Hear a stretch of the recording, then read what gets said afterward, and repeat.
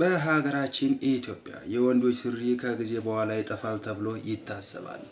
ምክንያቱም የወንዶች ሱሪ ሴቶች በአብዛኛው እየለበሱት ነው ተብሎ ይታሰባል። ለዚህ ማብራሪያ እንዲሰጡን የጋበዝናቸው አቶ በጥርቃቸው በስቱዲዮአችን ይገኛል። እሺ እንግዳችን አቶ በጥርቃቸው በስቱዲዮአችን ስለተገኙ እናመሰግናለን። በሀገራችን ላይ የሚካሄዱ በሀገራችን ላይ በጣም እየተወደዱ እና ከጊዜ በኋላ ይጠፋሉ ተብሎ የሚታሰቡ ነገሮች አሉ። ይህም የወንድ ሱሪ ነው።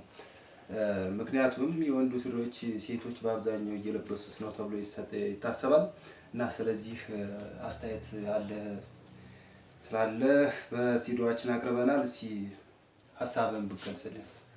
በቅድሚያ ስለጋበዛችሁኝ በጣም አመሰግናለሁ። ያው እንግዲህ እንደተመለከተው ሀገራችን ላይ በጣም አስቀያፊና አስጠያፊ ነገሮች ነው ያሉት። ያው እንደሚመለከተው የወንድ ሱሪ በጣም የተወደደበት በአብዛኛው ሴቶች እየለበሱት ነው።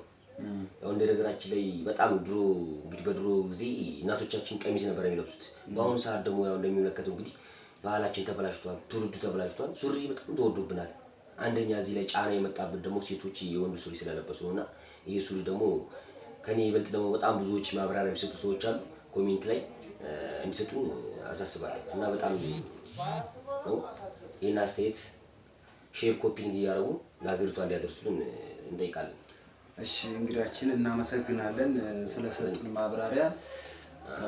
ያው እንግዲህ ይሄም ነገር ይቀርፋል ተብሎ ይታሰባል። በቀጣይ ላይ ምንጋብዛቸው እንግዳሉን የተከበራቸው አድማጮቻችን አንድ ዩኤስኤን የሚባል ድርጅት ያቋቋመው አንድ ካምፓኒ አለ።